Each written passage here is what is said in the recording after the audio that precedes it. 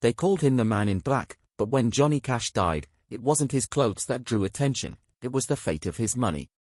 A fortune built on decades of sold-out concerts, timeless records, movie roles, and a voice that could shake prison walls should have landed exactly where everyone assumed.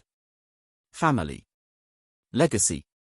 A neat and respectful passing of the torch, but that's not how this story goes. Behind the tributes, behind the gospel hymns, and behind the quiet farewell headlines, Johnny Cash's wealth followed a path few saw coming and even fewer were prepared for. Some were stunned, a few were hurt, and many still wonder how it happened. So follow us as we step past the legend and into the ledger, because the truth behind Johnny Cash's fortune isn't just surprising, it rewrites the final chapter of a musical icon's life. Death of a legend. When Johnny Cash passed away on the 12th of September, 2003, the world fell silent in mourning because someone truly monumental had passed. Radio stations across America slipped into an unofficial mourning, replaying songs like Hurt, Ring of Fire, and Folsom Prison Blues in heavy rotation. Fans gathered outside museums and memorial sites, leaving flowers, candles, and handwritten letters. Newspapers ran full-page articles that detailed his legacy. Fellow musicians described him as a pillar of American music, a man who gave voice to the forgotten and dignity to the downtrodden. The public narrative was neat and followed the script almost all the legend's death did. A legend had passed away, and naturally, his music would live on forever through his family and fans. No one expected that while the world focused on tributes and candlelight vigils, a quieter process was unfolding behind closed doors. Lawyers were now preparing to open filing cabinets, preparing to carry out their roles as executors of a will long since written into documents in their care. Financial advisors contacted banks, record labels, and publishers. Family members, still deep in grief, began hearing words like trust structures, intellectual property rights, and estate administration, words that would cause a deep divide in a once united front. There was no sensational courtroom showdown splashed across tabloids. No accusations of theft or fraud that would name heroes and villains. What happened instead was more subtle and, to many, more shocking. As details of the estate plan surfaced, it became clear that Johnny Cash's vast fortune would not be divided in the way most people assumed. Not evenly among all his children, or a surprising charity donation.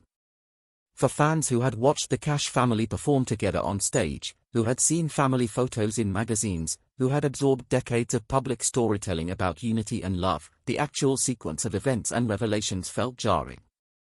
For some within the family itself, it was painful. For others, it simply confirmed decisions made long ago, in private, for reasons never fully shared with the outside world. This story, however, is not one of villains and victims. It is not a tale of greed or betrayal in a tabloid sense. Instead, it is a story about how enormous success changes the stakes of family life, how estate planning quietly shapes legacies, and how timing can alter destinies in ways no one predicts. To understand why the outcome surprised so many, one must first understand how a poor boy from rural Arkansas built a fortune so large that its distribution would one day become a story of its own. From cotton fields to a musical empire, Johnny Cash did not enter the world seemingly destined for wealth. He was born in 1932 in Kingsland, Arkansas, during a time when survival itself was an achievement. His parents were sharecroppers, part of a struggling farming community relocated to Dyess, Arkansas, under a New Deal resettlement program. The Cash family lived in a modest wooden house with no luxuries, and from a young age, he worked in cotton fields alongside his siblings. The money they earned was barely enough to keep food on the table. Yet even in those harsh conditions, music was always present. Gospel hymns filled the local church. A battered radio brought distant voices into the family home at night. Johnny absorbed the sounds of faith, sorrow, endurance, and hope, themes that would later define his songwriting. Long before wealth entered his life, he was already shaping the emotional depth that would eventually make him famous. After graduating from high school, he joined the United States Air Force and was stationed in Germany. There, during off-duty hours, he taught himself guitar more seriously and began writing songs. When he returned to America in the early 1950s, he headed to Memphis, a city buzzing with musical innovation. In 1954, he walked into Sun Records and asked to audition, and that audition changed everything. His early recordings at Sun, including Cry, Cry, Cry, and I Walk the Line, were immediate hits. The sparse rhythm, the steady baritone, and the emotional directness set him apart from the polished crooners of the era. Within a few short years, he was no longer a struggling salesman with a guitar but a rising national star. Unfortunately, early fame does not always equal fortune. Sun Records was a small label, and contracts at the time rarely favored young artists. Johnny made money, but the true financial transformation came in 1958, when he signed with Columbia Records. With a major label behind him, distribution widened, production budgets grew, and promotional power exploded. Albums sold in massive numbers. Singles climbed the charts. Royalties began flowing steadily. By the 1960s, Johnny Cash was releasing multiple albums a year. Every record sold generated income. Every radio play generated publishing revenue. Because he wrote much of his own material, he also owned valuable songwriting rights. That meant long-term royalty streams, a crucial foundation for the fortune that would later define his estate. Touring became another pillar of his earnings. He performed constantly, often playing hundreds of shows per year. He built a loyal fan base that stretched across America and beyond. Ticket sales, merchandise, appearance fees, and promotional deals all added to his growing wealth. Then came television. The Johnny Cash Show premiered on ABC in 1969, bringing him into millions of American living rooms every week. The program wasn't just a cultural milestone, it was a financial machine. The exposure boosted record sales, strengthened his brand, and opened the door to lucrative sponsorships and advertising relationships. By the early 1970s, he was no longer simply a musician. He had built an entertainment empire. He recorded prolifically, toured internationally, wrote autobiographies, appeared in films and television dramas, and marketed merchandise bearing his name. Each venture fed into the others, building a diversified income stream rare for artists of his generation. Yet success came with its own flavor of problems. John struggled with addiction, legal troubles, and health issues throughout the 1970s and 80s. His commercial momentum slowed. Changing musical trends pushed traditional country acts aside. For a time, it appeared that his financial peak might be behind him. But Johnny Cash's story was never linear. In the 1990s, producer Rick Rubin approached him with a radically simple concept. The idea was to strip away the band, strip away the production, and record songs in their rawest form. The result was American Recordings. The album stunned critics and audiences alike. His weathered voice, paired with intimate arrangements, felt timeless and urgent. A new generation discovered him, and sales once again surged. The later albums in the series continued the revival. His haunting cover of Hurt became iconic, accompanied by a music video that seemed to serve as a living farewell. Now the awards were back, chart success returned, and most importantly, the value of his entire back catalog skyrocketed. By the early 2000s, his music library was not just culturally priceless, it was financially formidable. Publishing rights, master recordings, licensing agreements, and branding opportunities formed an intellectual property portfolio capable of generating income for decades, even centuries. Industry estimates at the time of his death placed the total value of his estate somewhere between tens of millions and nearly $100 million, depending on catalog valuation methods. It included music rights, real estate, investments, and personal assets accumulated across nearly 5 decades of success. A sharecropper's son from rural Arkansas had built an empire of sound, story, and song, one that would outlive him. With an empire that large, the question of who would control it was never going to be simple.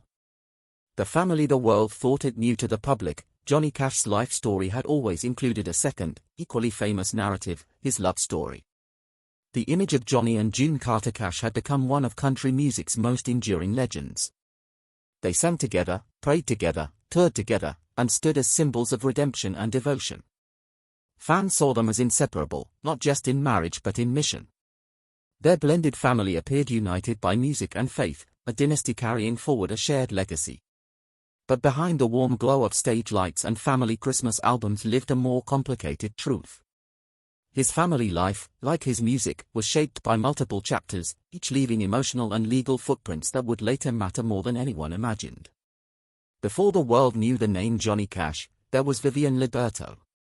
A quiet, devoutly Catholic teenager from San Antonio, Vivian met Johnny in 1951 while he was stationed at Lackland Air Force Base. Their romance was forged through thousands of handwritten letters sent while he was deployed to Germany. When they married in 1954, he was not a superstar, he was a struggling appliance salesman in Memphis with a guitar and a dream. As his fame exploded following his recordings at Sun Records, the marriage began to buckle under the weight of a lifestyle Vivian never signed up for. Left at home in California with 4 young daughters whom they named Roseanne, Kathy, Cindy, and Tara, she became the anchor to a man who was increasingly adrift in a sea of amphetamines, alcohol, and the constant law of the road. The effects of this first marriage on Johnny's later psyche were profound. He lived in a perpetual cycle of survivor's guilt. His early music was a literal dialogue with Vivian. "I Walk the Line" was written as a promise to stay faithful, a promise he found physically and emotionally impossible to keep. She represented the real John R. Cash, the simple sharecropper's son, while the industry demanded the Johnny Cash persona. This disconnect eventually created a vacuum that she, who shunned the spotlight and prioritized privacy, could not fill. Her refusal to join the circus of fame meant that when Johnny looked for a partner who understood his world, he didn't look toward home, he looked toward the wings of the stage. Shortly afterwards, Johnny married June Carter, the woman who had become his musical partner and spiritual anchor. June brought her own daughters into the marriage, creating a blended family that expanded again when Johnny and June had a son together in 1970. The boy was named John Carter Cash. June Carter did not enter his life as a blank slate. She was country music royalty, a member of the first family of country music. By the time her path crossed with Johnny's, she was a seasoned professional who had already navigated 2 high-profile marriages.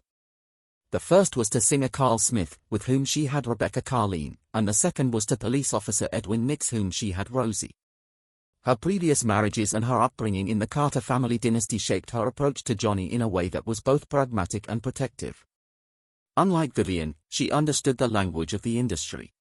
She didn't just want to be a wife, she was a performer, a manager, and a fixer. When she and Johnny finally married in 1968, she stepped into a role that was part matriarch and part savior. She famously helped Johnny through his initial withdrawal from pills, but this rescue created a powerful dynamic of codependency. She became the gatekeeper of his life. She managed his communications, influenced his creative choices, and provided the professional stability that his first marriage lacked. However, this fortress around him also served to isolate him. The more he relied on her to be his link to the world, the further he moved from the family he had built with Vivian.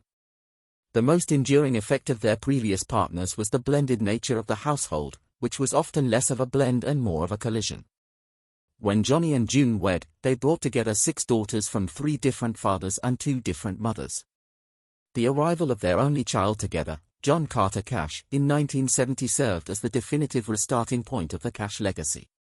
From the outside, the Cash-Carter household looked like a family reborn. They performed together on stage. They recorded albums together. They presented themselves as a unified front, bound by faith, love, and music. Over time, June became more than Johnny's wife.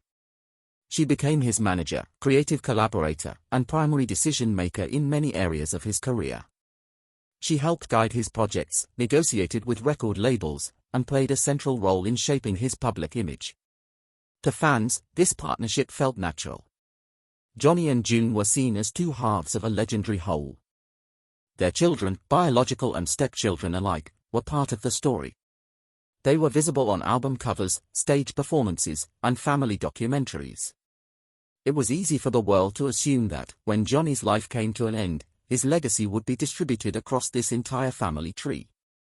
But in reality, emotional closeness and legal inheritance are not always the same thing. Behind the scenes, the family structure created layers of complexity. He had children from a first marriage. She also had children from a previous marriage.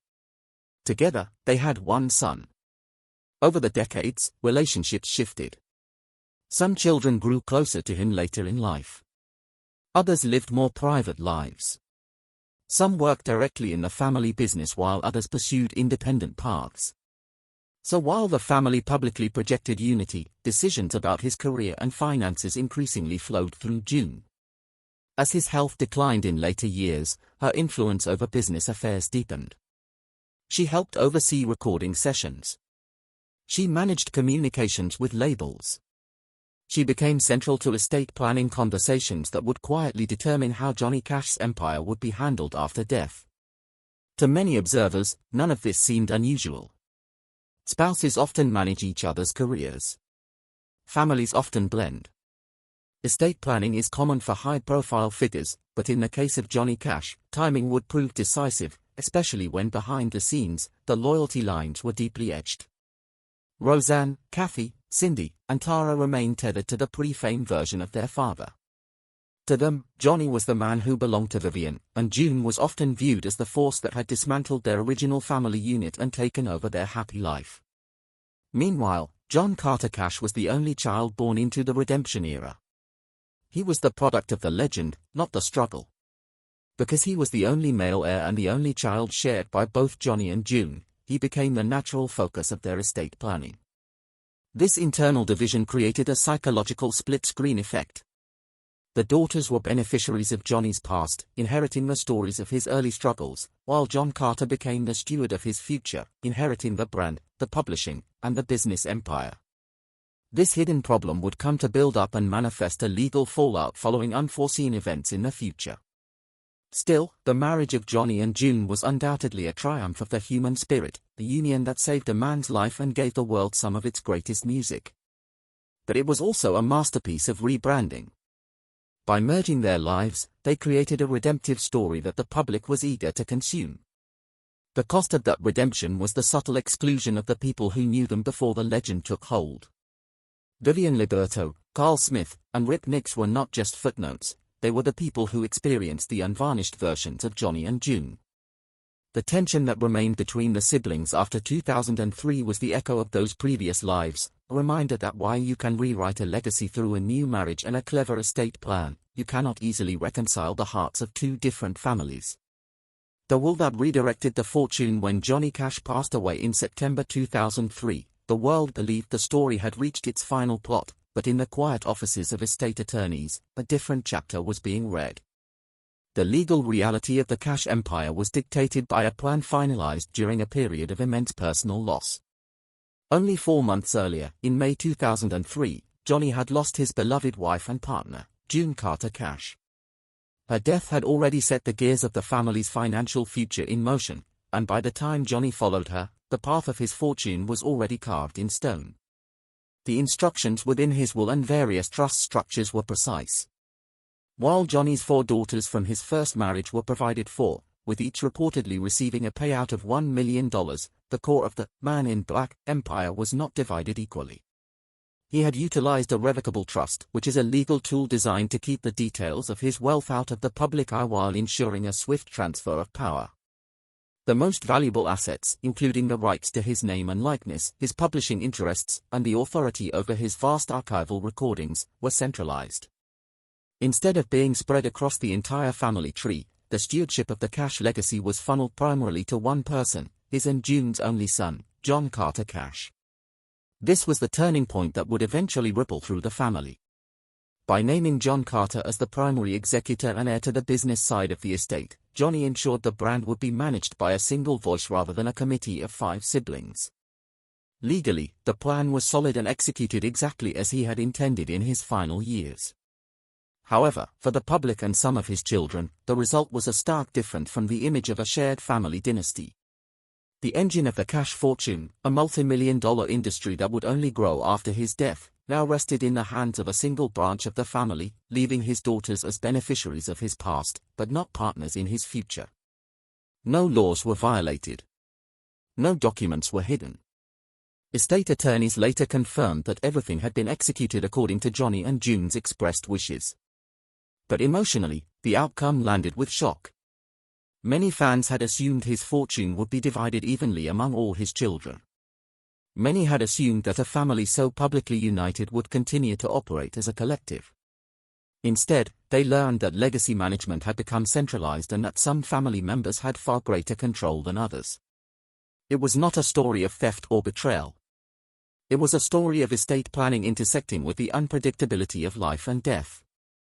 Because both passed within months of each other, the shift happened abruptly, before the family or the public had time to absorb it. In the end, the fortune did exactly what Johnny Cash's legal documents instructed it to do. But the result diverged sharply from what the world imagined. The fallout inside the family. For a time after Johnny and June's deaths, there was silence. Grief overshadowed everything else. The family mourned privately while the world mourned publicly. Tribute concerts were organized. Memorial albums were released. The Cash name remained wrapped in reverence. But eventually, reality set in. The estate was moving forward. Business decisions were being made. Licensing deals were being approved. Archival projects were underway, and some family members began to realize just how little involvement they had in any of it. Johnny's daughters from his first marriage had grown up with him before the fame turned into a full-scale enterprise. They remembered the father who wrote letters from the road, who played guitar in the living room, who struggled with demons long before stadiums ever chanted his name. As the years passed, the financial gap between a fixed $1 million inheritance and the compounding royalties of a global icon became impossible to ignore. In 2007, the friction moved from private conversations into a federal courtroom. The four daughters initiated a lawsuit that would become the most significant legal proceeding in the family's history. The battle centered on Johnny's signature song, Ring of Fire. Because songwriting royalties are a perpetual stream of income, the daughters argued that as Johnny's biological heirs, they were entitled to a portion of the copyright renewal rights under the United States Copyright Act. Their legal team argued that the song was so synonymous with their father that its benefits should be shared among all his children. However, the defense, led by John Carter Cash's legal team, presented an ironclad counter-argument to refute those claims. They argued that Johnny Cash didn't technically own the song's publishing. Ring of Fire was co-written by June Carter Cash and Noel Kilgore. Legally, the song was June's asset, and upon her death in May 2003, her assets passed to her husband and her son. When Johnny died, his interest in June's assets flowed rightfully and directly to John Carter. The proceedings reached a climax in 2009 when a federal judge issued a definitive ruling. The court did not just rule against the daughters, it questioned their legal standing to even bring the suit. The judge determined that because the copyright was legally categorized as June Carter Cash's property, Johnny's children from a previous marriage had no claim to it, regardless of how much their father had popularized the song. This ruling was a watershed moment. It effectively ended any hope of the daughters gaining a seat at the table of the Cash-Carter corporate empire. It solidified a reality where one sibling held the veto power over the family's public history, while the others became spectators to their father's commercial afterlife. In the years following the 2009 dismissal, the proceedings shifted from the courtroom to the boardroom. The family has since moved into a period of uneasy peace. While John Carter Cash remains the sole legal executor and primary beneficiary of the ongoing royalties, a more collaborative though still centralized approach has emerged. In this approach, he still holds the legal right to approve or deny any project using his father's name, from the Walk the Line film to the use of The Man Comes Around in commercials. To maintain family harmony, modern projects such as the Johnny Cash Museum or specific archival releases often involve consultations with the sisters. However, these are professional courtesies rather than legal requirements. The legal proceedings left a lasting mark on the family's public narrative. Rosanne Cash has spoken openly about the difficulty of seeing her father's image managed as a brand in which she has no ownership, highlighting the emotional cost of estate plans that prioritize business efficiency over familial equality. The complete details rarely became public, yet the emotional fracture was real. As seen after, some daughters expressed feelings of exclusion. Others described the heartbreak that their father's name was now being managed without their participation. They did not accuse anyone of stealing from them. Instead, they spoke of the sense that a shared legacy had become a private enterprise. On the other side, John Carter Cash maintained that he was simply fulfilling the wishes of both his father and mother. He took on the role of estate executor, archivist, and curator of Johnny's artistic history. Unlike physical assets, music catalogs do not depreciate. If anything, they grow in value as generations pass. Each time a song is streamed, purchased, broadcast, or synchronized with visual media, royalties flow. Each anniversary release brings renewed sales. Each biopic sends listeners back to the originals. The estate did not merely preserve Johnny's work, it actively expanded its earning potential. In 2005, the biographical film Walk the Line was released. It introduced Johnny Cash's story to a massive mainstream audience that included millions who had not lived through his peak years. The film earned awards, reignited album sales, and drove streams of his back catalog. The estate approved the project, benefited from its success, and gained a powerful new generation of listeners. Since the fallout, there has not been a publicized, full sibling reunion photo with all 5 children in several years.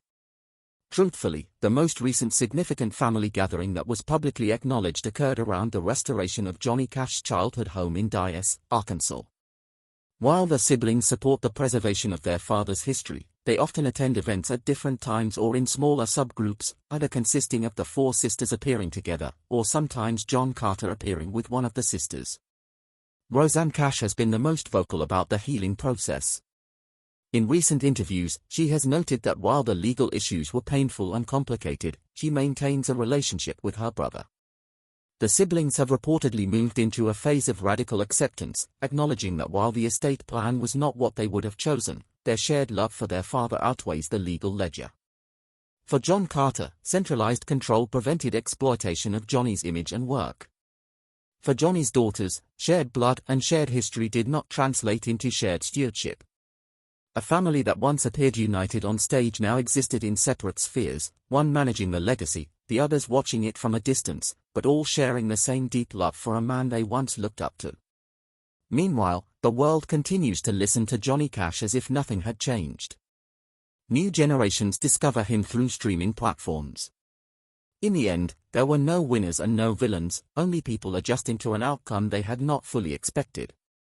The only certain outcome was that the business of Johnny Cash's legacy continues to grow, and while many are not too pleased at not being involved, it appears to be managed just fine so far.